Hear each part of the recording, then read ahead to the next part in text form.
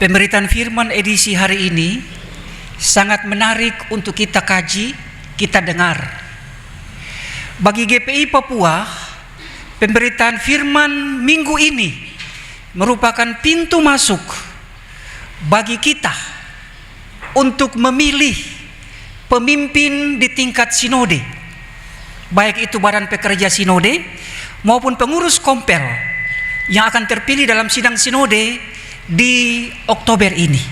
Tetapi juga bulan depan ada klasis-klasis akan memilih badan pekerja klasis dan pengurus kompel lingkup klasis.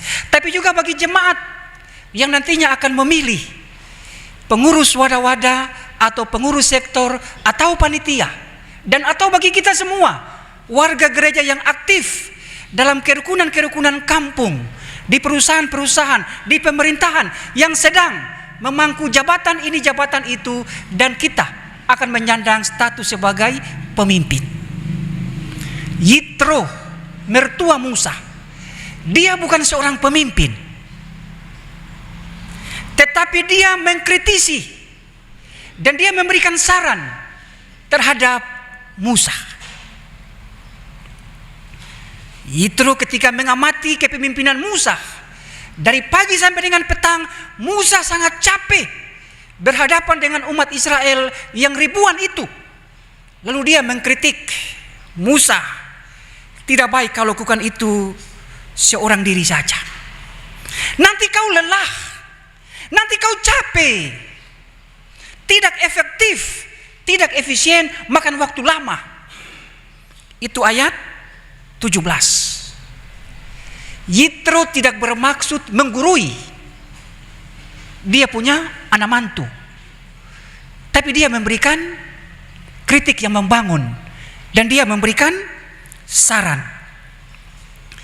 Lalu dia memberikan satu teori, ini dalam organisasi teori kepemimpinan yang namanya pendelegasian tugas, pelimpahan kewenangan kepada beberapa orang, supaya kau tidak kerja sendiri, tapi ada orang-orang yang membantumu memimpin umatmu ini yang ribuan. Ada saran yang disampaikan, kau cari dari seluruh bangsa itu orang-orang yang syaratnya satu, ya Bapak Ibu, cakap, ya,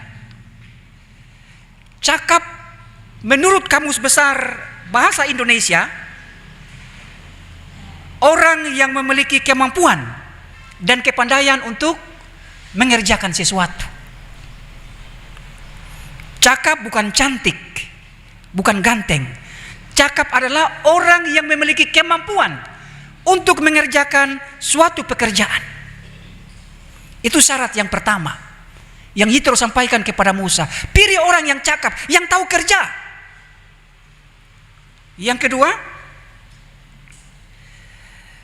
Musa sampaikan orang yang dapat takut, orang yang takut akan Allah. Itu syarat yang kedua. Ya Bapak Ibu, takut akan Allah menunjuk pada karakter dan kepatuhan pada firman Allah. Tahu kerja saja tidak cukup, tapi harus takut Tuhan. Ya, dua itu syarat yang Yitro sampaikan. Kenapa?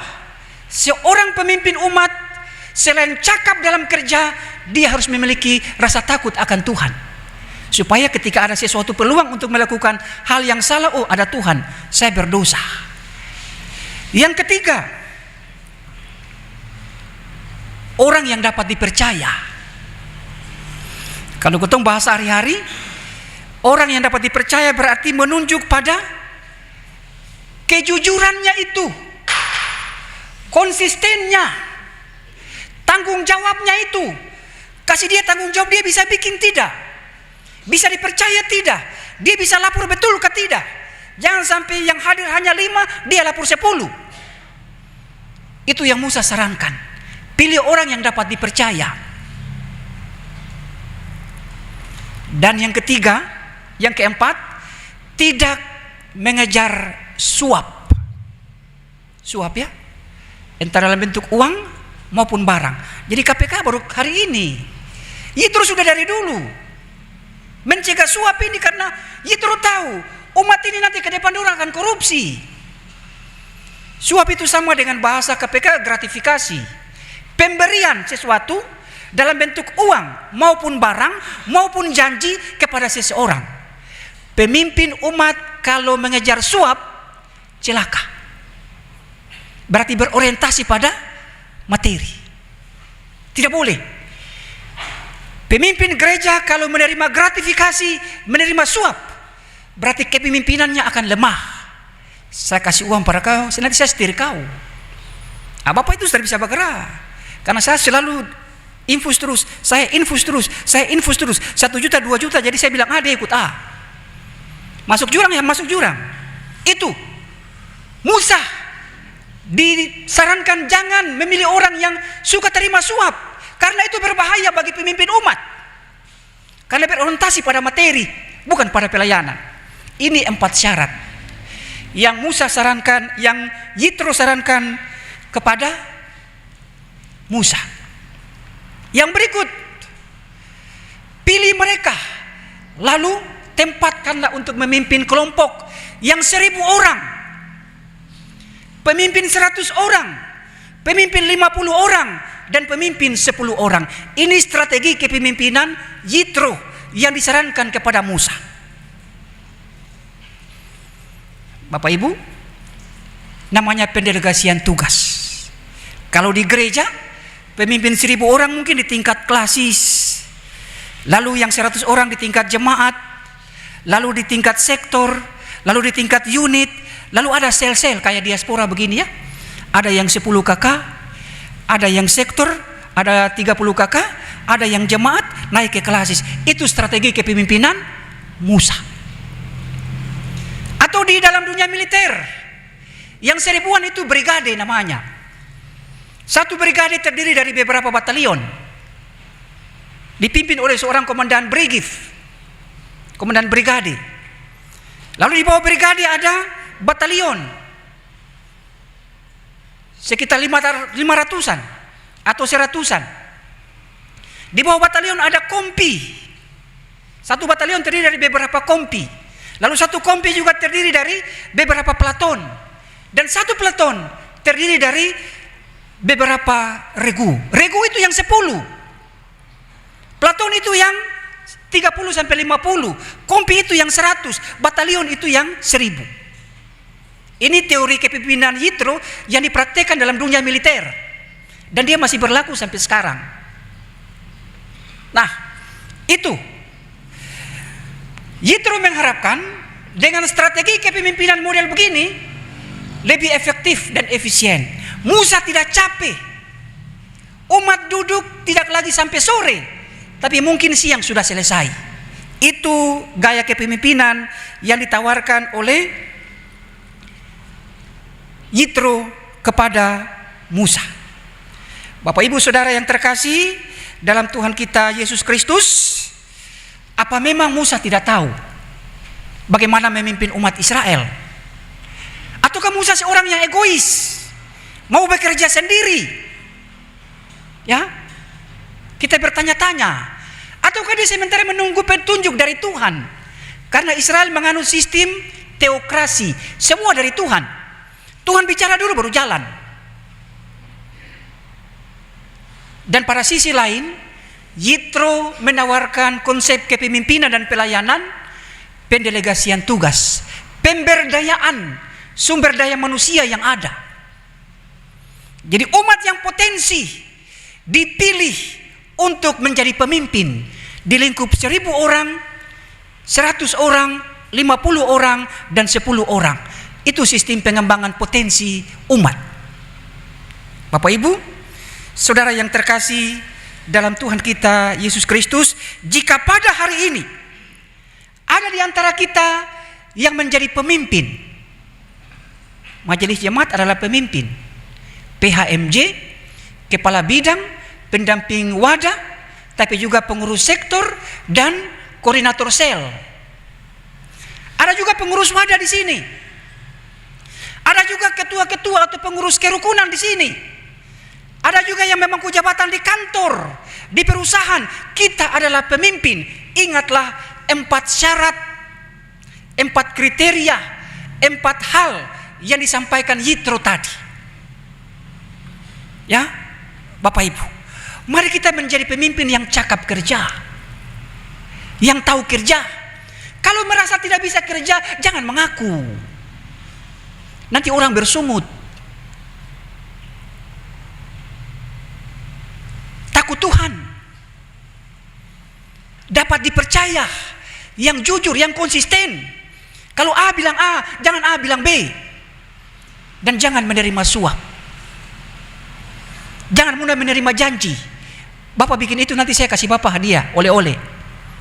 Tidak boleh. Jangan sesekali membuka diri menerima janji, iming-iming atau hadiah dari orang lain berkaitan dengan kepemimpinan kita. Karena itu akan melemahkan kita sebagai pemimpin umat. Dalam lingkup yang terkecil, ini semua pemimpin, sebagai suami, sebagai istri. Keluarga adalah organisasi yang terkecil dalam gereja, dalam lingkungan bermasyarakat. Maka ayah, maka bapak, maka opa dan oma adalah pemimpin.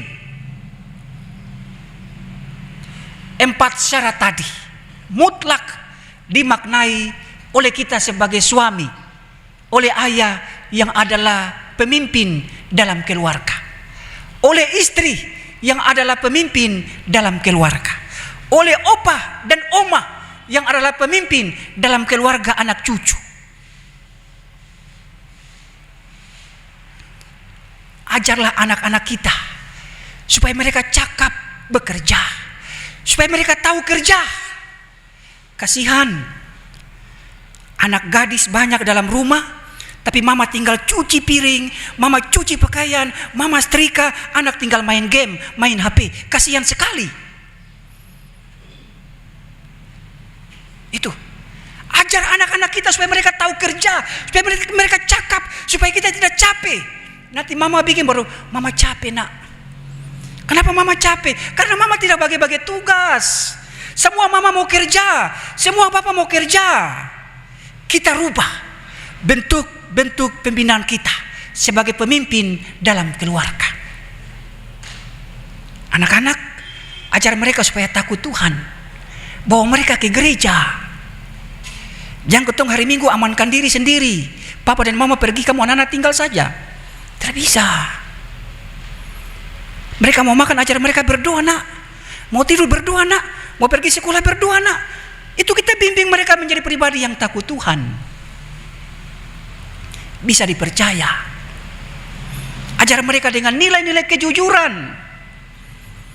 Supaya sejak dini mereka bersikap jujur. Lalu kita cek mereka, betul tidak dia jujur di sekolah? Betul tidak dia jujur di tempat bermain? Dan yang paling penting adalah kita mencegah anak-anak kita sejak sekarang agar mereka tidak mengejar suap. Contoh benih-benih suap, benih-benih korupsi yang sudah kita tanamkan. Nah, tolong Bapak beli rokok ya, nanti uang kembali untuk kau. Itu gratifikasi. Ya, itu pengejaran suap yang kita ajarkan dari kecil. Hati-hati jangan. Lalu apa-apa sedikit uang, apa-apa sedikit bayar. Ini mental-mental korupsi. Dan orang tua, ingat saya janji, jangan sesekali bersikap demikian. Itu saya memberikan pesan. Jika kita punya kebiasaan itu, suruh anak sedikit, mari nak cabur rambut putih, nanti Bapak kasih kode 5.000. Tidak boleh. Itu benih-benih suap, benih-benih korupsi. Kita tanamkan dalam diri anak-anak kita. Kerja sedikit, suruh sedikit, harus uang. Tidak boleh. Perbiasakanlah mereka bekerja dengan cakap, dengan tulus, takut Tuhan dan menghormati orang tua. Maka hari depan mereka menjadi pribadi yang takut menerima suap, takut korupsi, karena orang tua saya sudah mengajarkan saya sejak kecil bekerja dengan tulus, bukan menerima imbalan. Amin Bapak Ibu.